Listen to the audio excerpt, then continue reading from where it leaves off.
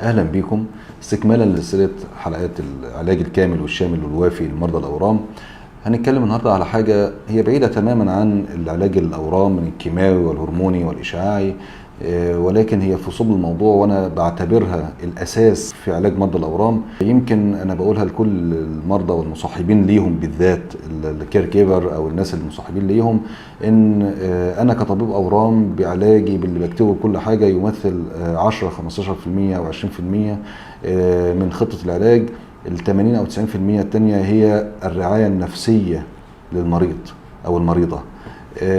كتير بلاقي ان المريض اول ما بيجي لي بيكون اهله معاه، مع تكرار زياراته يبدا الاهل يقلهم واحد واحد، وممكن يجي لي بعد كده لوحده. العامل النفسي يا جماعه هو اساس في خطه العلاج بتاعتنا. العامل النفسي اساسي في خطه العلاج، وانا بكررها تاني. التكاتف والدعم النفسي لمريض الاورام سواء من الطبيب المعالج او الهيئه المعاونه في المستشفى، في العياده، في مكان ما بيتعالج، لا يقل اهميه من الدعم النفسي من اهله.